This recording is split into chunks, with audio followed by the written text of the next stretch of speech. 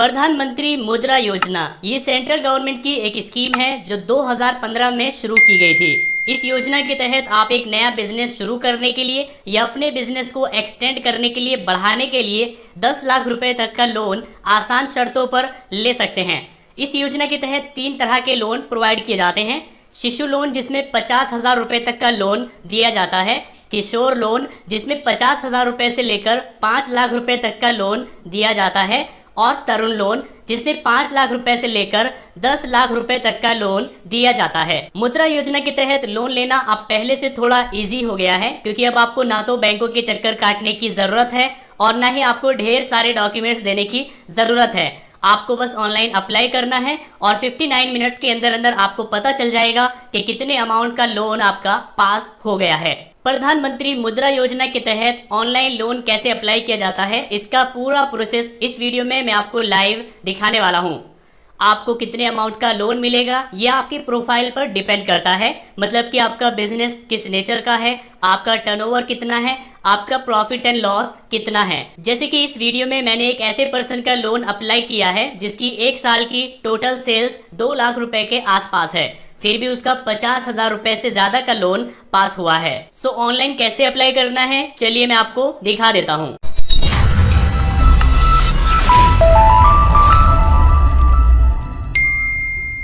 प्रधानमंत्री मुद्रा योजना के तहत ऑनलाइन लोन अप्लाई करने के लिए आपके पास 2 ऑप्शन है। या तो आप SBI loans in 59 minutes.com से अप्लाई कर सकते हैं, या आप PSB loans in 59 minutes.com से अप्लाई कर सकते हैं। इन दोनों में फ़र्क ये है कि अगर आप SBI लोन से अप्लाई करेंगे तो आप सिर्फ स्टेट बैंक ऑफ इंडिया से ही लोन ले पाएंगे, लेकिन अगर आप PSB लोन से अप्लाई करेंगे तो आप स्टेट बैंक ऑफ इंडिया के साथ साथ और भी कई सारे बैंकों से लोन ले पाएंगे। मतलब कि PSB loans in 59 minutes.com पर आपके पास ज़्यादा ऑप्शंस हैं, तो अप्रूवल के चांसेस भी ज़्यादा हैं। इसलिए हम PSB loans in 59 minutes.com से अप्लाई करेंगे, जिसके लिए यहाँ रजिस्टर पर क्लिक करेंगे। यहाँ पर अपना पूरा नाम डालेंगे, एक ईमेल आईडी डालेंगे, यहाँ पर एक मोबाइल नंबर डालेंगे, गेट OTP पर क्लिक करेंगे, एक OTP सेंड किया जाएगा, वो OTP यहाँ डालेंगे। इसके बाद टर्म्स को एक्सेप्ट करेंगे और प्रोसीड पर क्लिक करेंगे। इसके बाद आपको एक पासवर्ड चूज कर लेना है। पासवर्ड आपका स्ट्रांग होना चाहिए, जैसे कि यहाँ पर एग्जाम्पल दिया गया है ABCD@123। इसके बाद प्रोसीड करेंगे। आपके सामने 2 ऑप्शन आ जाएंगे, बिजनेस लोन और home loan, personal loan, auto loan. तो आप यहाँ बिजनेस लोन पर क्लिक करेंगे।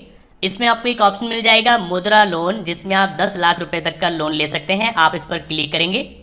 इसके बाद प्रोसीड पर क्लिक करेंगे। अब आपके सामने एप्लीकेशन आ जाएगी। आपको यहाँ पर डेटा फिल करना होगा। पहले आप यहाँ पर चूज कर लेंगे कि आपके पास GST नंबर है। अगर आपके पास है तो आप यस करेंगे, वरना आप नो करेंगे। कि आपके पास पिछले 6 महीनों का बैंक स्टेटमेंट है, इसको आप यस करेंगे।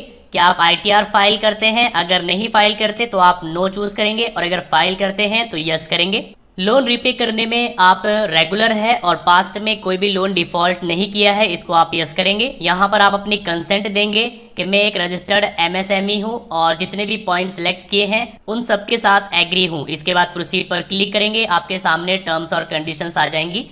आप यहाँ पर अपनी कंसेंट देंगे और एग्री पर क्लिक करेंगे। अब क्योंकि हमने चूज़ किया है कि GST नंबर हमारे पास नहीं है, तो यहाँ पर आपको रीज़न देना होगा कि GST नंबर क्यों नहीं है।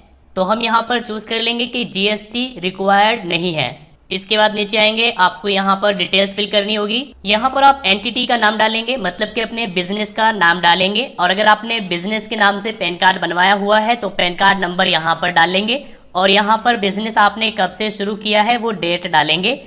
लेकिन अगर आप प्रॉपराइटर है तो आप यहाँ पर अपना नाम डाल दीजिए, यहाँ पर अपना पैन कार्ड नंबर डाल दीजिए, और यहाँ पर आप अपनी डेट ऑफ बर्थ डाल दीजिए।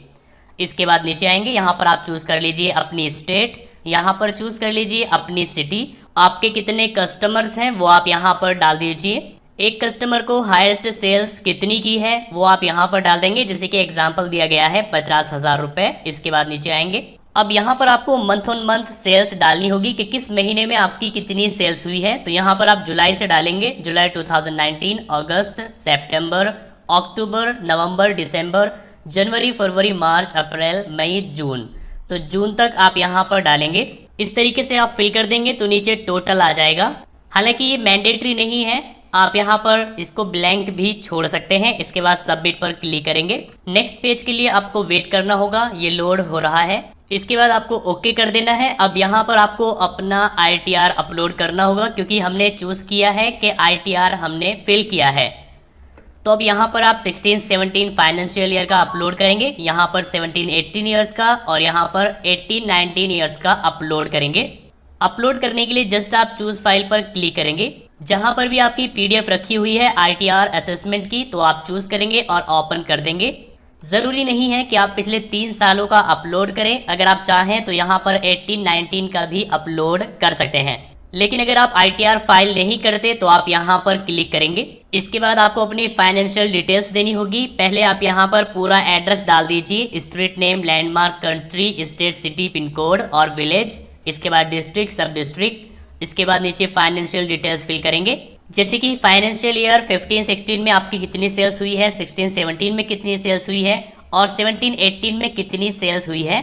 यहाँ पर सभी का देना ज़रूरी नहीं है, लेकिन 17-18 और 18-19 का आपको देना पड़ेगा। इसी तरीके से नेट प्रॉफिट एंड लॉस है, तो 17-18 का आप यहाँ पर टाइप करेंगे और 18-19 का यहाँ पर टाइप करेंगे। इन्वेंट्री आप यहाँ टाइप करेंगे 17-18 और 18-19। इसी तरीके से डेटर्स और क्रेडिटर्स और नेटवर्थ, टोटल एसेट्स आपको यहाँ पर टाइप कर देनी है। इसके बाद सबमिट पर क्लिक करेंगे। इनकम डिटेल सक्सेसफुली सेव हो चुकी है, ओके करेंगे। इसके बाद आपको अपने बैंक का स्टेटमेंट अपलोड करना होगा, जिसमें पहले आप बैंक चूज़ करेंगे, किस बैंक का स्टेटमेंट आप अपलोड करना चाहते हैं। जैसे कि हम HDFC का करेंगे, तो यहाँ पर चूज़ कर लेंगे HDFC बैंक। किस मंथ से है आपका स्टेटमेंट, जनवरी, और ईयर यहाँ पर 2020। इसके बाद अपलोड पर क्लिक करेंगे। जहाँ पर भी बैंक स्टेटमेंट रखा हुआ है सिलेक्ट करके ओपन कर देंगे। अगर आपके बैंक स्टेटमेंट में पासवर्ड लगा हुआ है तो पासवर्ड आप यहाँ डालेंगे, हमारे स्टेटमेंट में नहीं लगा हुआ है। अगर आप चाहें तो एक से ज़्यादा बैंक स्टेटमेंट भी अपलोड कर सकते हैं। बैंक स्टेटमेंट आप नेट बैंकिंग या मोबाइल बैंकिंग के थ्रू आसानी के साथ डाउनलोड कर सकते हैं। इसके बाद सबमिट पर क्लिक करेंगे। बैंक स्टेटमेंट अपलोड हो चुका है। इसके बाद आप प्रोसीड पर क्लिक करेंगे। इसके बाद यहाँ यस करेंगे। क्या आपका लोकल एक्सेस है लेबर पर, रॉ मटेरियल्स पर, तो आप यहाँ पर चूज कर लेंगे अवेलेबल है। बिजनेस एक्टिविटी कैसी है, एवरेज है, मार्जिन है या फिर हाई है, आप चूज कर लेंगे। हम एवरेज चूज कर लेते हैं। क्या आपने कोई पेंशन या इंश्योरेंस स्कीम ली हुई है, अगर ली हुई है तो आप चूज कर लेंगे किस स्कीम के तहत आपने ली हुई है। अगर नहीं ली हुई है तो आप इस पर टिक करेंगे। इसके बाद नीचे स्क्रॉल करेंगे, आपको प्रोप्राइटर की डिटेल्स फिल करनी होगी। रिलेशनशिप टाइप आप यहाँ पर चूज कर लेंगे, अगर सिंगल है तो प्रोप्राइटर और अगर पार्टनर है तो पार्टनर। इसी तरीके से अगर कंपनी है तो होल्डिंग कंपनी। सभी ऑप्शंस आपको मिल जाएंगे। हम प्रोप्राइटर चूज करेंगे। ऑनरशिप कितनी है, 100% है, क्योंकि एक ही ऑनर है। इसके बाद टाइटल चूज करेंगे और यहाँ पर अपना first name, middle name, last name डालेंगे। फादर का यहाँ पर नेम डालेंगे, जेंडर चूज करेंगे। इसके बाद एक मोबाइल नंबर डालेंगे, अपनी डेट ऑफ बर्थ डालेंगे। पूरा एड्रेस आप यहाँ पर फिल कर देंगे, जिसमें house number, street name, landmark, country, state, city, pin code, village, district, सब डिस्ट्रिक्ट आ जाएगा। रेजिडेंस स्टेटस कैसा है, रेजिडेंट इंडिया है, चूज कर लेंगे। इसके बाद यहाँ पर पैन कार्ड नंबर डालेंगे। एजुकेशनल स्टेटस क्या है वो आप यहाँ से चूज कर लेंगे। टोटल एक्सपीरियंस कितना है यहाँ पर डालेंगे। फिजिकली हैंडीकैप्ड है या नहीं। नेटवर्थ यहाँ पर डालेंगे। इसके बाद नीचे आएंगे, प्रोमोटर की डिटेल्स आपको यहाँ पर फिल करनी होगी। क्या आपका अपना एक घर है या आप रेंट पर है, आप चूज कर लेंगे। इनकम टैक्स के लिए असेस्ड है या नहीं, यहाँ पर चूज कर लेंगे। लाइफ इंश्योरेंस पॉलिसी है या नहीं, चूज कर लेंगे। आईडी प्रूफ में क्या देना है, Aadhaar card, passport, voter ID card, PAN card choose कर लेंगे। नंबर ऑफ डिपेंडेंट चूज कर लेंगे, आप पर कितने लोग डिपेंडेंट है। क्या आपकी वर्क प्लेस और रेजिडेंस दोनों सेम है, अगर हाँ तो यस करेंगे। क्या आप सेम एड्रेस पर रह रहे हैं, आप यहाँ टिक कर देंगे। क्या आपने कोई सर्टिफिकेट कोर्स किया है, इसको यस नो करेंगे। क्या आपकी फैमिली में कोई और अर्निंग मेंबर है जो कमा रहा है, तो कितने हैं आप चूज कर लेंगे। क्या आपने पहले से कोई मुद्रा लोन लिया हुआ है, इसको आप नो कर देंगे। मैरिटल स्टेटस आप यहाँ पर चूज कर लेंगे और सोशल कैटेगरी आप यहाँ पर चूज करेंगे। इसके बाद सबमिट पर क्लिक करेंगे। आपकी डिटेल सबमिट हो रही है, आपको वेट करना होगा। इसके बाद आपके सामने ये पेज आ जाएगा। यहाँ पर आपको डिटेल्स फिल करनी होगी, जैसे कि किस इंडस्ट्री में आप काम करते हैं, सेक्टर क्या है, सब सेक्टर यहाँ से चूज कर लेंगे। प्रोडक्ट सर्विस का डिस्क्रिप्शन यहाँ पर डाल देंगे। कितना लोन आपको चाहिए आप यहाँ पर डालेंगे। फॉर एग्जांपल मैं डाल देता हूँ 5 लाख। प्रोमोटर कंट्रीब्यूशन यहाँ पर आप डालेंगे, मतलब कि जो भी प्रोजेक्ट आप कर रहे हैं इसमें आपका कितना कंट्रीब्यूशन है। फॉर एग्जांपल मैं डाल देता हूँ 5 लाख। अगर एमएसएमई रजिस्टर किया हुआ है तो उसका नंबर यहाँ पर डालेंगे। अगर आपने कोई मार्केटिंग एग्रीमेंट किया हुआ है तो वो आप चूज करेंगे, वरना नो चूज कर लेंगे। बिजनेस में आप चूज कर लेंगे रेंट पर है, लीज पर है या आपका अपना है। यहाँ पर आप चूज करेंगे पर्पस ऑफ लोन, ये लोन आप क्यों ले रहे हैं, वर्किंग कैपिटल या फिर असेट्स एक्विजिशन। चलिए हम दूसरा ऑप्शन चूज करेंगे। इसमें आप चूज कर लेंगे आपको मशीनरी या इक्विपमेंट परचेज करने हैं या फिर किसी और बिजनेस पर्पज से ये लोन लिया है। चलिए हम चूज करेंगे मशीनरी इक्विपमेंट। बिजनेस एक्टिविटीज यहाँ पर डालेंगे क्या आप करते हैं, और यहाँ पर आप डालेंगे क्या आप करना चाहते हैं। यहाँ पर आप टाइम पीरियड चूज कर लेंगे, कितने टाइम के लिए आपको ये लोन चाहिए। अब क्योंकि यहाँ पर हमने चूज किया है परचेज ऑफ मशीनरी इक्विपमेंट, तो यहाँ पर आपको टाइप ऑफ मशीन या टाइप ऑफ इक्विपमेंट डालना होगा। पर्पस यहाँ पर डालना होगा, सप्लायर का नेम और मशीन की cost.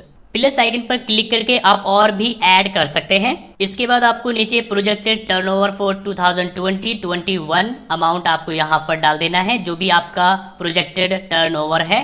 Projected profit for 2020-21, projected profit क्या है वो आप यहाँ पर डाल देंगे, जैसे कि मैं डाल देता हूँ 3 लाख। कमर्शियल ऑपरेशन डेट आप यहाँ से चूज कर लेंगे कैलेंडर से। पहले से आपने जितने भी लोन्स लिए हुए हैं आपके सामने लिस्ट आ जाएगी, आपको जस्ट यहाँ पर लेंडर चूज करना होगा। जैसे कि मैं चूज कर लेता हूँ HDFC बैंक, जहाँ से भी आपने ये लोन लिया है वो आपको चूज करना होगा। इसके बाद आपको यहाँ पर चूज करना होगा किस गवर्नमेंट अथॉरिटीज़ के अंडर आप रजिस्टर्ड है, जैसे कि GST, उद्योग आधार, और अगर आप किसी के अंडर भी रजिस्टर्ड नहीं है तो आप यहाँ I am not registered choose करेंगे। इसके बाद सबमिट पर क्लिक करेंगे। आपके सामने एक डायलॉग बॉक्स आ जाएगा कि आपके पास कोई ड्रग लाइसेंस है, अगर नहीं है तो नो चूज करेंगे, हम यहाँ पर नोट एप्लीकेबल चूज करेंगे। इसके बाद सबमिट पर क्लिक करेंगे। आपकी ईमेल आईडी पर एक OTP सेंड किया जाएगा वेरिफिकेशन के लिए, वो OTP आप यहाँ डालेंगे। इसके बाद वेरीफाई पर क्लिक करेंगे तो आपकी ईमेल आईडी वेरीफाई हो जाएगी।